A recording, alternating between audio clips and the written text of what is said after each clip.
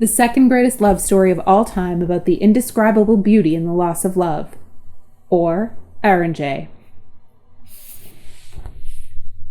Fade in.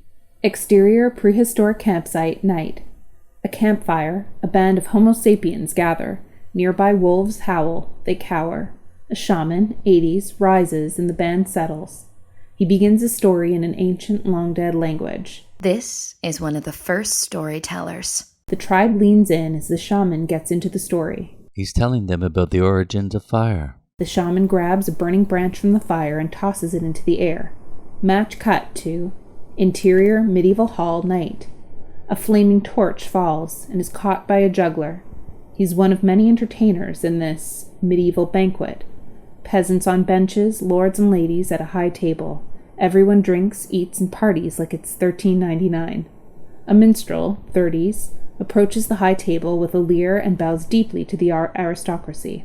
This is a minstrel. My lords and ladies, if you would hear a high tale of love and death. He's going to tell a story about the origins of courtly love. The ladies giggle eagerly, and the lords lean back with detached masculine interest.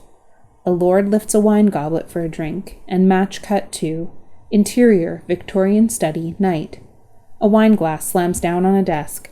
Charles Dickens picks up a pen with a melancholic sigh and looks at a piece of paper. This is a guy writing a novel. Several names are already stricken through. Tiny Mick, Little Fred. It will sell many copies and eventually become a holiday franchise. Dickens wanders to a shelf where he finds a porcelain bird. He plays with it in his hands. Then, inspiration strikes. Dickens hurries to his desk and writes, Tiny Tim. As much as people are eager for stories about fire, love, and Christmas, no one has ever really talked about the origin of stories. Push in on the porcelain bird and match cut one last time to interior castle laboratory, day. A wooden bird totem sits on a countertop. Jade, 20s, female, examines the bird totem. Dressed all in black except for her bright red lipstick, she is an inverted Gretel, an anti-Amelie, no cute Gallic innocence. She radiates lit metal intensity. This is Jade. She's an extraordinary girl from the dream world. Sitting alone in an alchemy laboratory, Jade carves into the totem with a serrated knife. Widgets, bits and bobs, flotsam and jetsam, trinkets and doohickeys cover the room's shelves. The place where stories, ideas, and inspiration come from. Where they're put into objects and ferried to your world, the real world. How is this done? Well, if we told you, we'd be out of a job. Jade holds up the bird totem, a newly minted story.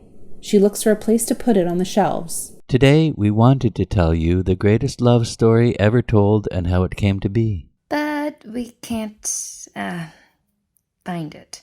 But she doesn't find anywhere she likes, so she sets the bird totem back on the counter. We promise it's worth the wait. So while we look, we're going to tell you the second greatest love story of all time. A loud knocking on the door. Open up! You're under arrest!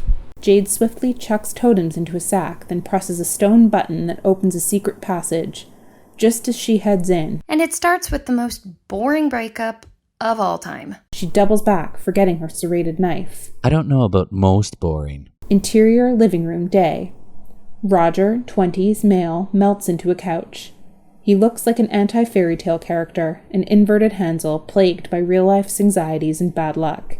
He wears all black, slacks, a button-down, and a thin tie. He watches the greatest story ever told on TV. This is Roger. He's an ordinary boy from your world, the real world. Rosaline, 20s, struts in, wearing a bright, happy summer dress and constant Cheshire smile. A classic beauty in an obvious way. And this is Rosaline, his soon-to-be ex-girlfriend. Hurry up, Roger. You're going to be late for work. Oh, yeah.